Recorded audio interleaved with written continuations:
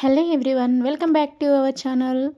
ఈరోజు ఈ వీడియోలో మనం మా ఇంట్లో నేను ఏర్పాటు చేసుకున్నటువంటి నర్సరీలో మొట్టమొదటిసారిగా నేను ఈ మధ్యలో నేను ఎల్లో రంగు ఫ్లవర్స్ పూసేటువంటి మందార మొక్కను తీసుకొచ్చానండి. అది ఫస్ట్ టైం ఫ్లవర్స్ని అయితే ఇచ్చిందండి. ఏ రోజు పూసింది అంటే గురువారం రోజే పూసింది. అది ఎలా అంటే ఫస్ట్ నేను నర్సరీ నుంచి తీసుకొని వచ్చినప్పుడు దాంతోపాటు ఒక 2-3 మొగ్గలు వచ్చాయండి. అదైతే అవి పూసిన తర్వాత మళ్ళీ నేను దానికి ఎరువులు అనేటువంటివి వేసిన తర్వాత ఫస్ట్ టైము మా ఇంట్లో పూసినటువంటి ఎల్లో రంగు ఫ్లవర్స్ అండి. దత్తాత్రేయ స్వామికి ఎంతో ఇష్టమైనటువంటి ఫ్లవర్స్ గురువారం రోజున పూసింది కాబట్టి నాకు చాలా ప్రత్యేకంగా అనిపించిందండి. అందుకే ఈ వీడియో మీతో షేర్ చేసుకోవాలనుకున్నాను.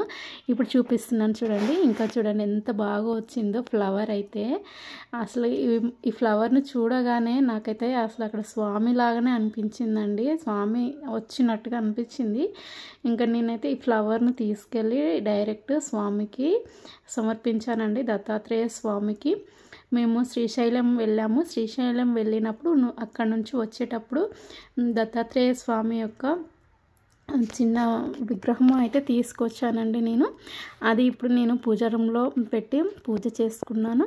ఇంకా ఆ విగ్రహం తీసుకొచ్చినాక గురువారం రోజే నాకు ఆ ఫ్లవర్ అనేటువంటిది పూయడం అనేటువంటిది చాలా హ్యాపీగా అనిపించిందండి.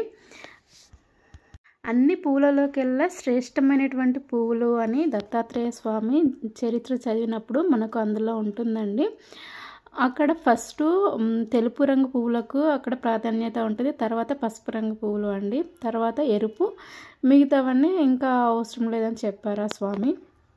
కానీ పసుపు రంగు అనేటువంటిది ఇక్కడే ప్రత్యేకంగా ఎందుకు చెప్తున్నాను అంటే గంధము అనేటువంటి స్వామికి చాలా ఇష్టం. అందుకోసం ఇక్కడ చూడండి తెలుపు రంగు పుష్పం కూడా వచ్చింది. ఇంకా ఇది నందివర్ధన మొక్క అండి.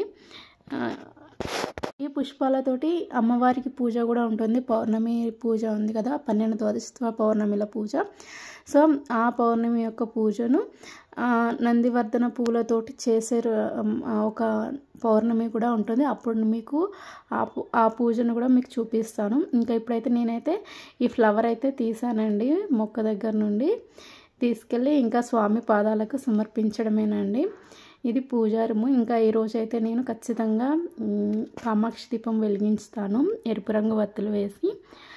ఇంకా కామాక్షి దీపాన్ని కనుక మనము నిత్యము పూజించుకుంటూ ఉన్నట్లయితే ఇంకా అమ్మవారు లలితాదేవి అమ్మవారు కూడా మన ఇంటికి వచ్చేస్తారండి.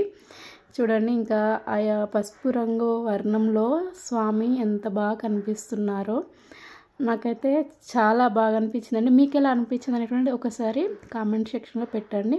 మీకు ఈ వీడియో నచ్చినట్లయితే లైక్ చేయండి. వెళ్ళే ముందు ఏ పూజ చేసినా కూడా ముఖ్యంగా దత్తాత్రేయ స్వామికి కనుక పూజ చేసినట్లయితే కంపల్సరీ మనము గంధాన్ని సమర్పించాలండి.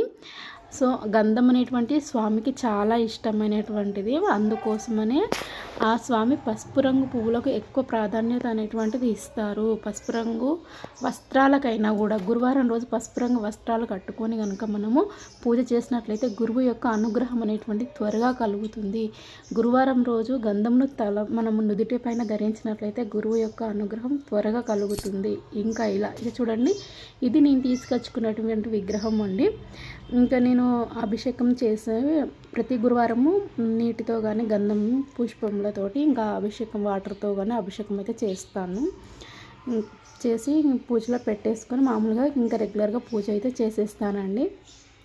స్వామికి అయితే పుష్పం సమర్పించేసాను. ఇంకా నైవేద్యంగా మనం బెల్లం పెట్టుకోవచ్చు, చక్కెర, పాలు, ఏమైనా ఫ్రూట్స్, అలా మీకు ఏవి అవైలబుల్గా ఉంటే అవి మీరు పెట్టుకోవచ్చు అండి. ఇంకా లేదు మేము ఇంట్లో ప్రసాదం చేసి పెడతాము అనుకుంటే మీరు ప్రసాదమైనా చేసి పెట్టుకోవచ్చు అండి. ఈ వీడియోలో మీరు ఒకటి అబ్జర్వ్ చేశారండి, నేను పుష్పం స్వామికి సమర్పించబోయే ముందే ఇక్కడ పిచ్చుకల సౌండ్ అనేటువంటిది రావడం స్టార్ట్ అయిందండి. పిచ్చుకల సౌండ్ వినబడడం. మీరు వీడియో ఒకసారి బ్యాక్కి వెళ్ళి చూడండి, అది ఎంత అద్భుతంలాగా అనిపిస్తుందో. మన ఇంట్లో అమ్మవారు స్వామివారు కొలువై అనడానికి ఇలాంటివి సంకేతాలండి. ఇదండి ఈరోజు వీడియో. మరొక మంచి వీడియోతో మళ్ళీ కలుద్దామండి. Thank you for watching.